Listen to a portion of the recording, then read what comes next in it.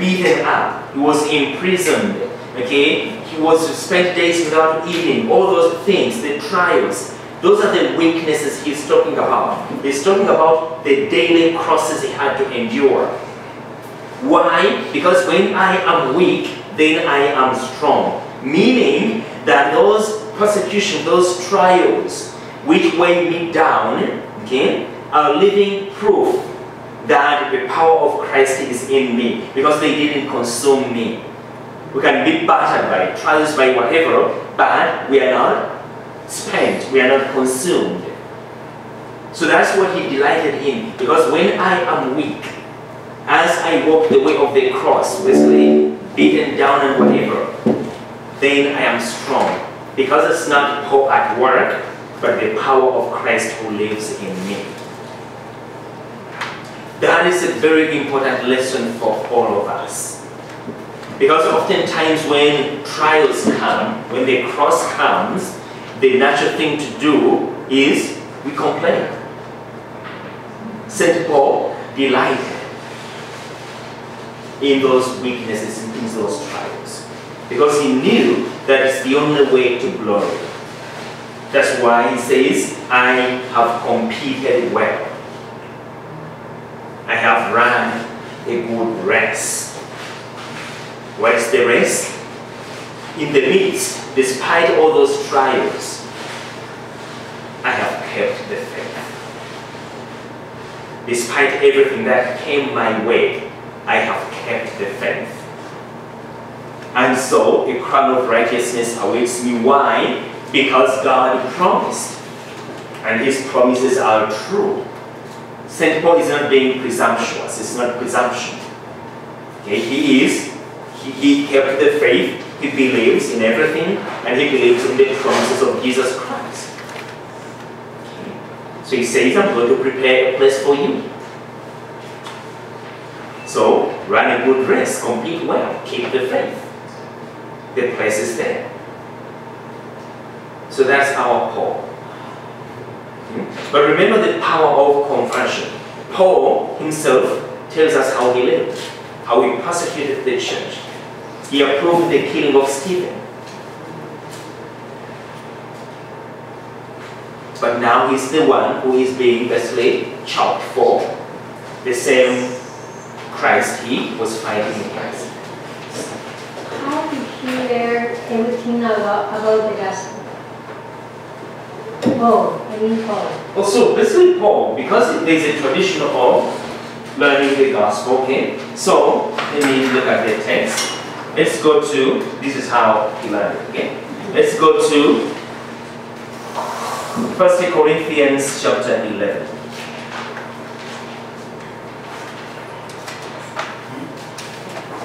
I think that's the text. 1 Corinthians chapter 11.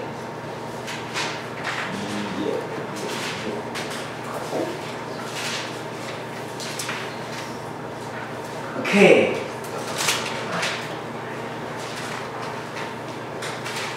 Okay, so verse 23. Chapter 11, verse 23. What does Paul say? For I received it from the Lord what I also handed on to you. Who struck him down? The Lord. Okay. But also we're told in the book of Acts that when he went to Ananias, okay? And also the scriptures. Okay? So, again, another he talks about himself as the least of the apostles. Okay? So this text will be, I think, looking at it later. Okay? Because it talks about the Eucharist. Yes. So, but again, you know, we receive from the Lord, okay? But it can be through the witnesses. It is his we receive from the Lord. Okay? What he had on to. Okay, so that's Peter and Paul. Big day today. Okay, so we're looking at the essential nature of sacrifice, right? Page 27. Okay, so we have looked at that. Okay. So, although sacred writings do not specifically discuss the precise nature of sacrifice, they do provide elements from which we can construct an answer. Most importantly, they tell us that mere external sacrifice without interior devotion is not pleasing to God. In other words, basically what we are doing here is that we are looking at Mass, and specifically to know and believe that Mass is a sacrifice, a real sacrifice in space and time. Okay? Because again, Martin Luther rejected Mass as a sacrifice. We'll be looking at that later. So in other words, external worship is pleasing to God only when it is a sincere expression of our interior devotion. Both the Old Testament and the New Testament make clear that the true sacrifice which God seeks from His people is the gift of oneself, shown by, number one, a contrite heart, praise and thanksgiving, compassion and mercy shown to others, an upright life, and deeds of charity, obedience to God's will. So those are the sacrifices we have to offer. So the most important aspect of sacrifice is not the material gift one brings to God, although that is important, okay? But it's not specifically what is important. What is important is the spirit behind what you bring. Remember, when Jesus was observing people putting money into the temple treasury, and one woman came with a coin, and that's what she put in. And then he told the disciples that she gave more than everybody else. Seemingly it's very small, but that's all she has. Some are taking from their excess, they are plenty. But this is what she had, the only coin she has. And she has given her all. So that is the spirit. So the most important aspect of sacrifice is not the material gift one brings to God, but the interior dispositions and the quality of life that it represents. So in reflecting on the data supplied by Holy Scripture, theologians differ in their judgment concerning what constitutes the essential nature of sacrifice. They note that there are two clearly observable elements in the sacrificial rite. One appears to be the destructive in nature. For example, an animal is slain and its body consumed by fire. Incense is burned. Wine is poured out on the ground. Okay, so that's the destructive element, like the immolation. You immolate. So this part of the sacrificial ritual is called immolation. So the second element is the offering of the victim thus immolated to God. Okay, so basically, some people would say, okay, it's the immolation that is the essential nature of sacrifice. That's what constitutes sacrifice. Others will say no. It's the offering of the immolated victim that constitutes sacrifice. So that's why we're going to briefly look at these theorems.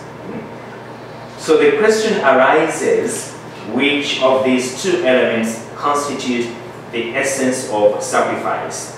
From the different responses given to this question, derive two general theories of sacrifice: immolation theories and oblation theories. So you will see that the church leans more, okay, in our liturgies, we look more at what? What's the church usually uses the language of oblatio.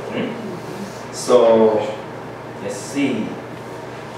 Eucharistic prayer number.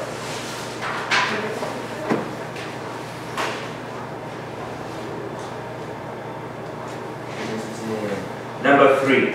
Okay.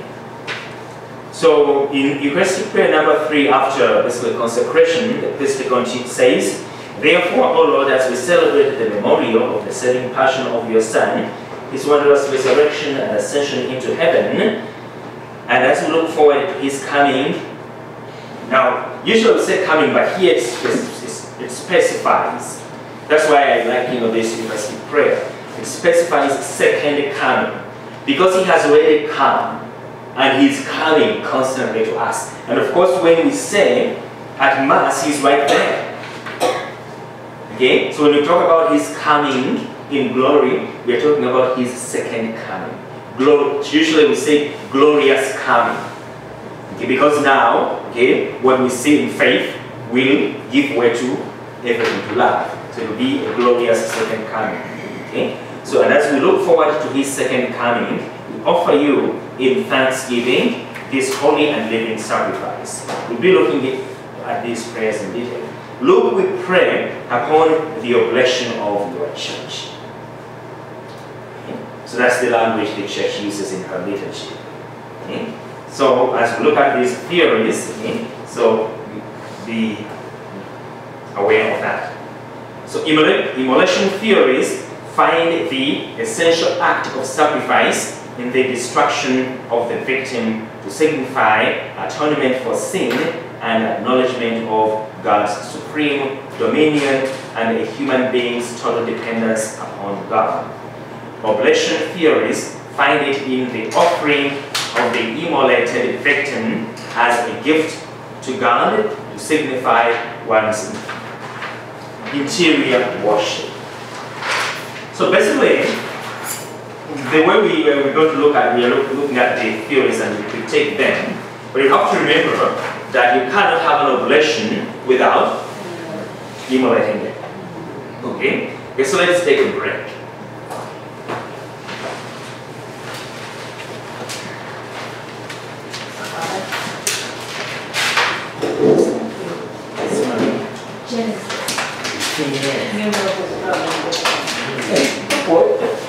What did Genesis do? So what should we do now?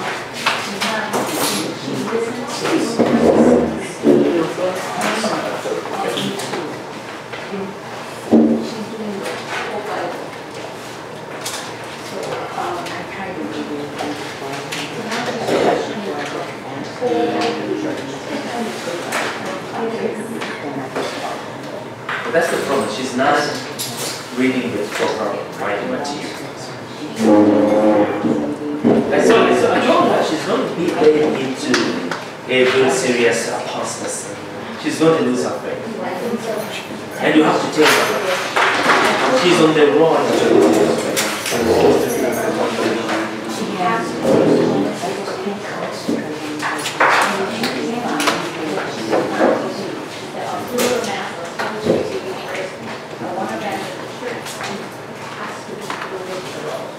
The question of asking, did you write?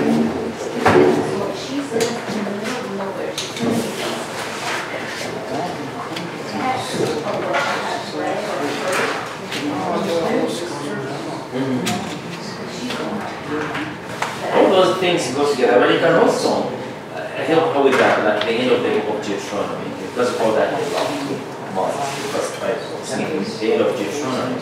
Basically, recounting, because usually it was like in some whatever fundamentals. Moses wrote the entire thing. God was dictating that Moses was writing. So the end of the book of Deuteronomy recounts the death of Moses and how he was buried. So how can Moses write about his death? Well, she gave me the other day. She goes that she only is along the It's very sad. And she sent me there on vacation. She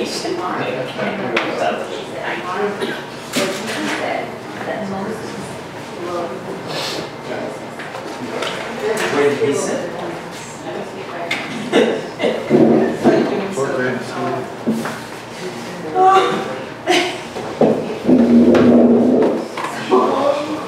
yeah, she's going to lose her faith from border.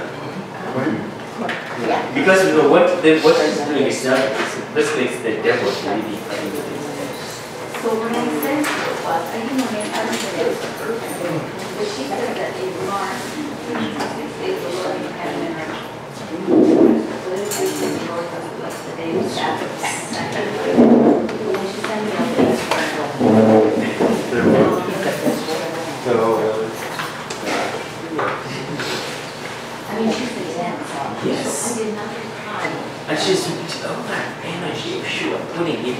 right thing.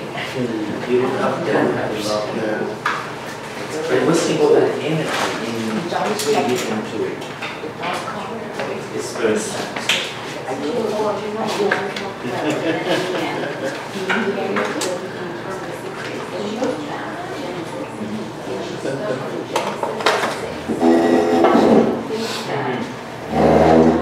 The sons of God, yes. And the sons of God were, and so. Yeah, the fathers of the church talked about that. The interpretation of that.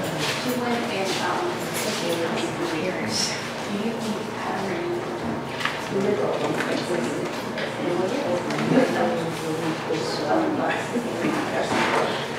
and then when they were in the house, and she asked the priest that we were married, and he didn't answer right away. So we got everybody. So when he said that, when he said that was symbolic.